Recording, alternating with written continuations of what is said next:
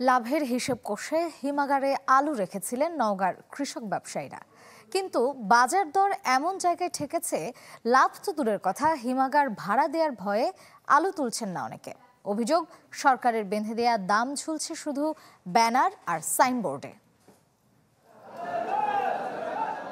হিমাগার থেকে আলু বাজারে নিতে ব্যস্ত কৃষক ব্যবসায়ীরা, তবে চওড়া হাসির পরিবর্তে তাদের মুখে মলিনতার ছাপ।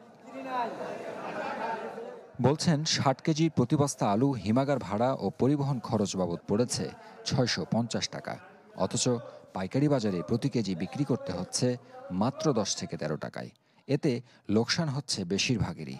সরকার নির্ধারিত ২২ টাকা মূল্য কার্যকর না হওয়ায় ক্ষোভ ছাড়লেন তারা। এখানে আমাদের হাইস্ট ১২ টাকা, ১১ টাকা ১২ টাকা বিক্রি হচ্ছে আলু, সেখানে আমাদের স্টোর খরচে মনে করেন ৪০০ টাকা। আর ধরনের বিক্রি হচ্ছে ৮ টাকা থেকে ১০ টাকা কেজি। প্রতি কেজিকে আমাকে আলুর তাহলে ১৭-১৮ টাকা লস। এমন পরিস্থিতিতে আসছে মৌসুমে আলুর উৎপাদনে বিরূপ প্রভাব পড়তে পারে বলছেন চাষিরা। সরকারের কাছে দাবি রপ্তানি করে বাজার চাঙ্গা রাখার।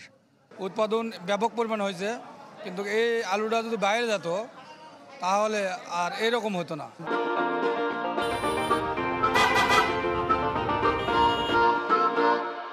১২,০০০ বস্তা কিনে রাখছিলাম এই কোল্ড স্টোরে, এখন বিক্রি করতে হলে ১ কোটি টাকা লস দিচ্ছে।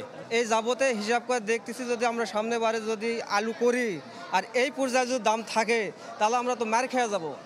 এদিকে হিমাগার কর্তৃপক্ষ বলছে বিগত মৌসুমগুলোতে এই সময়ে হিমাগার প্রায় খালি হয়ে যায়, কিন্তু এবছর অনেকেই আলু না তুলে গা ঢাকা দিয়েছেন। আপনার খরচ পড়ে গেছে মোটামুটি আপনার হচ্ছে একটা বস্তায় যদি ১,০০০ টাকা খরচ পড়ে, এখন ৪০০-৪৫০ টাকা বিক্রি করতেছে। অনেকেই রাগেও নিতে আসতেছে না। কৃষি সম্প্রসারণ অধিদপ্তর বলছে লাভের আশায় অপরিকল্পিতভাবে একটি নির্দিষ্ট ফসলের দিকেই ঝুঁকে পড়ে চাষিরা, যা চাহিদা যোগানের ভারসাম্য নষ্ট করে।